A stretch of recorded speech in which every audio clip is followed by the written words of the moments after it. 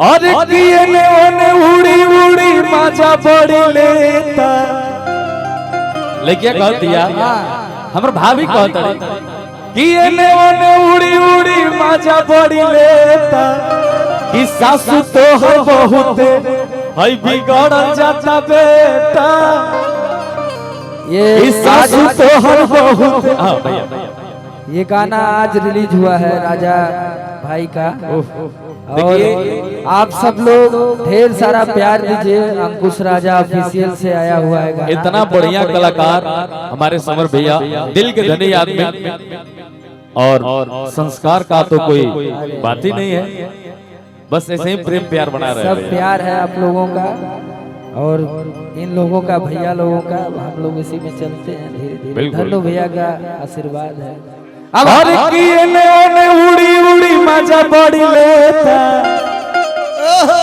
एने ओने उड़ी उड़ी मजा बड़ी लेता सासू तो हर बहुत बिगड़ जाता बेटा सासू तो हर बहुत बिगड़ जाता बेटा सासू तो हर बहुत बिगड़ जाता बेटा अरे एने ओने उड़ी उड़ी मजा बड़ी लेता एने ओने उड़ी उड़ी मजा बड़ी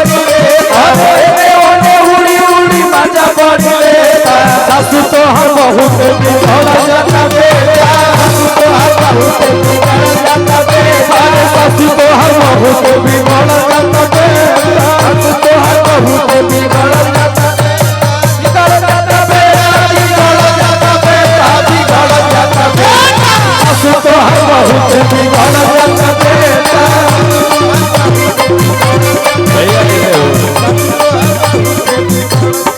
और ये हमारे समर भैया का फ्लेवर है, पुराना फ्लेवर है ये। यही तरह प्यारा आशीर्वाद बनोले रखिए आप लोग। ये रे तेरे जा तू जितना कहबू हम उतना खर्चा करो ओकरा खातिर हम भागो।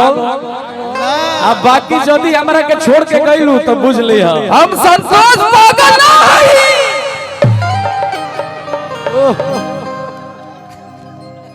माहौल बना देते हैं गुरु आप।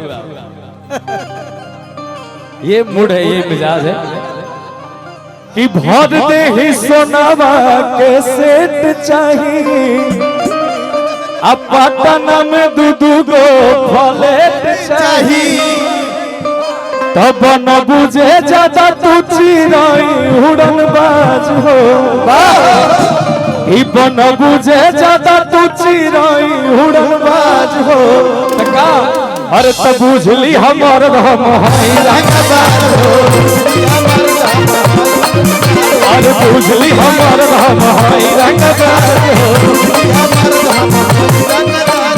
पटना में दू गो फ्लैट चाहिए अब भर में ही सोनावा के सेट चाहिए पटना में दू गो फ्लैट चाहिए बन बुझे ज्यादा तू चिराई उड़न बाज हो बन बुझे ज्यादा तू चिराई उड़न बाज हो बुझली हमर हम